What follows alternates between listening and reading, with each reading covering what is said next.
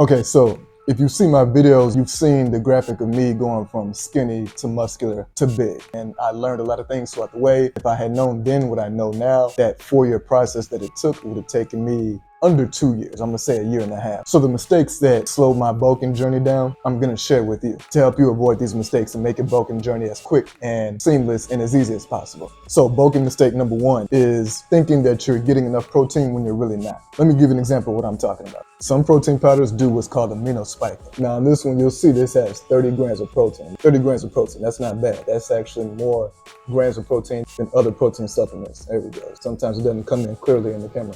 But anyway, just because it says 30 grams doesn't mean that it is 30 grams. Due to the amino spiking I spoke of. When they're testing how much protein is in a protein supplement, it's based on the total, not complete grams of protein that's in the powder, but the nitrogen content that's in the powder. Protein contains nitrogen. And nitrogen by itself, isolated by itself, can be added into the protein powder separately to artificially raise the reading of protein that they take when analyzing their protein supplement. So in a nutshell, they use nitrogen-rich amino acids. And those include things like glycine, taurine, or creatine to blend in with their protein powder. Now, creatine, that's a good supplement to take, but they're using it to artificially increase the grams of protein in their protein product, when creatine should not be used to reflect on how much protein is in your protein product. Doing this allows the product to pass standard nitrogen tests for high protein while delivering less actual muscle-building protein to the consumer.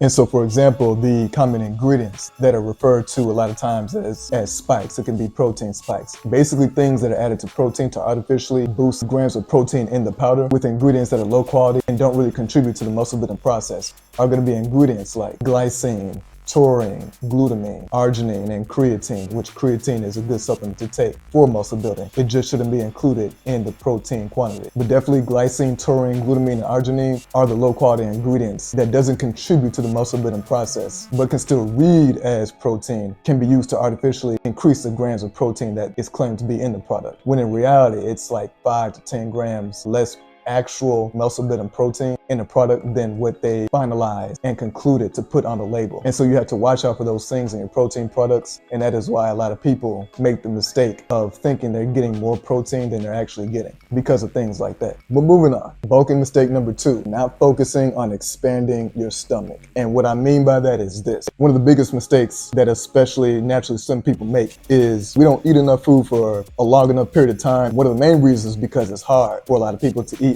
large quantity of foods day in and day out. But if you do, really buckle down and focus on consuming large quantities of food and liquid is in this too, consistently for a long period of time, this gradually expands your stomach and increases the overall volume of food that you're able to take in on a normal basis. Your stomach gets looser. It's kind of weird to explain. Your stomach is pretty much like elastic. When it gets stretched time and time again, over and over again, it eventually gets looser. It becomes more elastic. That's a better way to put it. And the size of your stomach capacity increases naturally by itself. And so then you're left with essentially a stomach that has increased in size. And if you have a bigger stomach than you had before, you're going to be able to take in more food more easily, more consistently, without feeling uncomfortable doing it. But you can only do that if you consume enough foods and fluids consistently for long enough, because you got to do it long enough for your stomach to expand. Now, the third bulking mistake that a lot of people made, that I certainly made when I was working out, was not eating and prioritizing enough calorie-dense meals. Especially when I first started working out, everyone that I spoke to,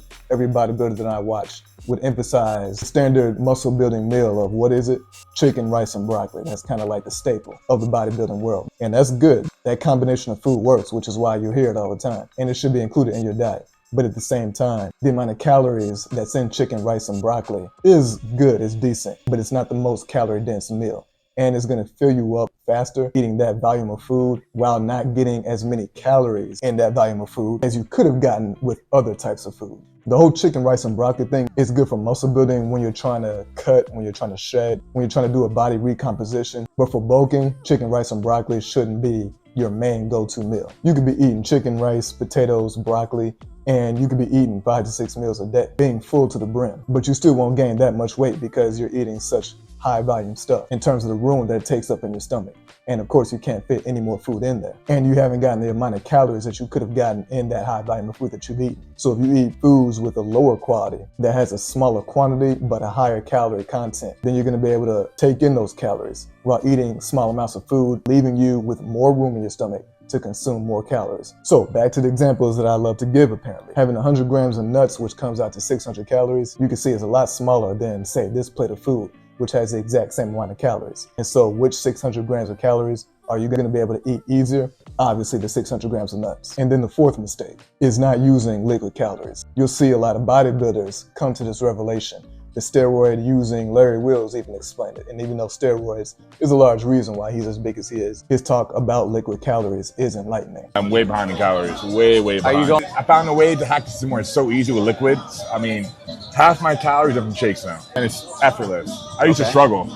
Now, easy. You can just drink a lot of calories so much more easier than you can eating a lot of calories. It was the biggest bulking hack I ever found. It's what really pushed me over a lot of plateaus that I was hitting in terms of size, strength, and muscle. Oats, milk, peanut butter, protein powder, bananas. Sometimes people even include honey and syrup in there. Using ingredients like that, you can easily create a 1,000-calorie shake. And if you do a shake like that twice a day, that's easily 2,000 calories right there that you just drunk down easy, leaving you more time and room in your stomach to eat the calories that you need in order to bulk up. But if you don't take advantage of liquid calories, you're going to be making it more difficult for you to consume all the food that you need in order to actually gain weight. And if you want to know the amount of macros and calories and protein, etc. that you need in order to get to your ideal body type, click the link that says free macros in the description below, and I'll generate your macros for you for free and send it over to you so you'll know specifically for your age, body type, gender, activity level, height, weight, and goals, whether it's to slim down, maintain, or build muscle. How many macros that you're going to need in order to accomplish those goals. People have told me that they haven't been getting it in their primary inbox,